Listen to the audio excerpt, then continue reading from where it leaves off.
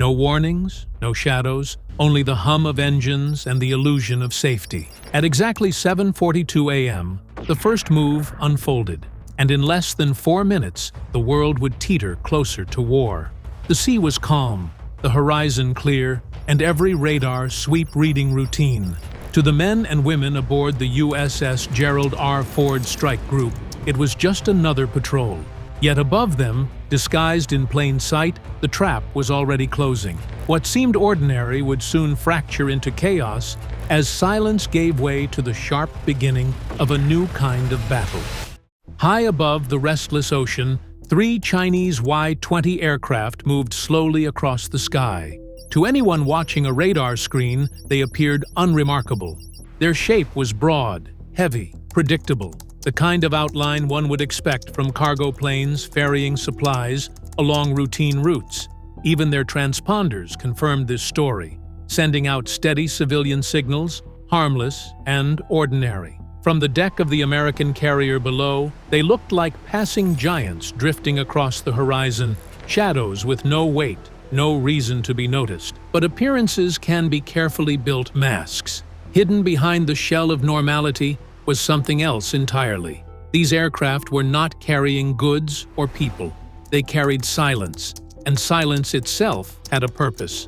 For more than half an hour, each Y-20 had been quietly opening its bays, releasing what the eye could not see and what most systems could not detect. Out of their bellies slid flat-bodied drones, engineered with one goal in mind: to vanish into the air. Their surfaces drank in radar waves, their frames shaped to scatter light and sound. They slipped away like black ink poured into water, spreading without edges, without a signature, without a trace. Dozens of them fanned out, moving with quiet precision above the unsuspecting fleet. They made no sound to betray their presence. They left no shimmering trails, no streaks in the sky. To those below, life went on unchanged. Sailors moved across steel decks, officers monitored screens, and pilots prepped for flights. Not one of them looked upward, because there was nothing to see. And yet, above them, unseen eyes had already opened. They were watching, recording, and marking every detail. The fleet's secrets were being written into silence before anyone even knew to be afraid. High above the wide and restless ocean, 3 Chinese Y-20 transport planes drifted through international skies. To anyone watching from a distance, they looked ordinary, almost boring in their routine. Their silhouettes were large and heavy, exactly what one would expect from aircraft built to move supplies across long stretches of sea. On radar, their presence raised no alarms. Their transponders broadcast steady civilian codes, calm and harmless, weaving the story of cargo flights simply passing through. From the deck of the American carrier far below, they appeared like quiet shadows sliding across the horizon, too slow and too normal to invite suspicion. But the truth was wrapped inside those frames, hidden behind the illusion of harmlessness. These aircraft were not burdened with goods or passengers. They carried something far quieter, far more deliberate. For more than 30 minutes, the Y-20s had been opening their bays, releasing objects designed not to be noticed, not to exist in the usual sense. Out of their cavernous bellies came flat-bodied drones, engineered with precision and intent. Their skin absorbed radar signals, their shapes cut against light and sound. They were machines built to disappear, to move like whispers in the sky. One by one, they slipped out and spread apart, a silent flood of hidden watchers. To the naked eye, they were nothing. The instruments below were empty. They dissolved into the air the way ink melts into water, leaving no edge, no trail, no clue. Dozens of them fanned out in every direction, forming a quiet web over the American fleet. Their movements were smooth, deliberate, and without sound. No shimmering contrails betrayed their path, no echoes returned to radar. Below, sailors walked their posts, officers studied glowing screens, and pilots prepared aircraft. Life moved forward, calm and unaware. No one tilted their head to the sky, because the sky offered nothing to see. And yet, in that hidden space above, dozens of invisible eyes had already opened. They were watching, recording, and marking every movement with cold precision. The fleet's secrets were being drawn into silence, captured forever, before anyone on board even sensed a threat. On the USS Princeton, warning lights pulsed through the combat center. The Aegis system was already awake, linking ship to ship, even as interference pressed in. Above the fleet, an E-2D Hawkeye carved wide arcs through the haze with its long radar dish. Unlike most sensors, its low-frequency beam pierced the storm, painting shapes where others saw static. A new picture formed, one stitched together from fragments across the group. Within moments, commanders aboard the Ford saw every trajectory, every contact, every shadow racing toward them. Orders cut through the noise. Weapons crews locked targets. Pilots on patrol received new coordinates through secure links. Confusion sharpened into clarity. The fleet was no longer blind. The attack was real, and the clock had begun. Hatches cracked open across the line. From the USS Chancellorsville, a line of SM-6 interceptors tore upward, leaving white scars before curving down toward incoming threats. They locked on with machine precision, dropping from the sky to meet the missiles head-on. At sea level, automated gun mounts spun to life. CIWS turrets spat tungsten rounds in constant streams, their radars tracking the low-flying drones. Tracers lit the air. Explosions marked sudden kills, and wreckage fell harmlessly into the water. Overhead, FA-18s dived into the swarm, unleashing their own missiles. One missile broke through, striking the Chancellorsville's radar mast and leaving her wounded but afloat.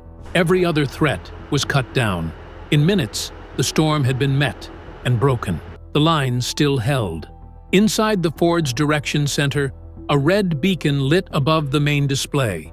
The moment to shift from defense to counterattack had come. At 8:11 a.m., authorization arrived from Washington. The order was final. Strike back. The air changed instantly. Compartments sealed. Pilots rushed for their cockpits. Deck crews moved with drilled speed, preparing the strike wings. The waiting ended. What followed was not a single strike, but a layered counterattack spread across air, sea, and digital space. Every platform had a role. Once in motion, it was unstoppable. For the Chinese command, the question was no longer whether the Americans would respond, but how far their reach would carry in the minutes ahead. Engines thundered as F-35C Lightning II rose from the Ford's deck, one after another. Within minutes, 24 were airborne, hugging the sea before splitting into formations. Some moved to clear the skies, others aimed for deep targets far from view. Behind them, Super Hornets launched in pairs, heavy with cruise missiles built for long reach. The air above thickened with departing aircraft, each part of a plan already written. To the east, the USS Zumwalt turned its guns toward shore. Its experimental railguns, once doubted, now fired tungsten rods at impossible speed, silent until impact. On the flanks, destroyers loosed volleys of tomahawks, vanishing low into the horizon with assigned marks locked in. The first wave hit within minutes. A tomahawk swept low over Fujian ridges, hugging ground too close for radar to catch. At Longtian Air Base, it punched through a hangar roof, igniting stealth fighters before they could launch. Black smoke climbed above the coastline. At the same time, a tungsten rod from the Zumwalt tore into a command bunker. No explosion followed, only raw force collapsing concrete from within. On Hainan Island, communication stations fell silent as uplink dishes disintegrated. Satellite feeds confirmed each strike in real time. By the end of the first hour, fighters lay in ruins, fuel burned, command nodes shattered. Segments of the southern chain fell quiet, bases cut off, commanders isolated and unsure. Destruction spread outward like fire through dry grass. Hangars once filled with aircraft smoldered. Fuel tanks cracked and burned. black columns rising into morning skies, radar towers twisted in broken frames. Scattered voices tried to reach command, but most lines were dead.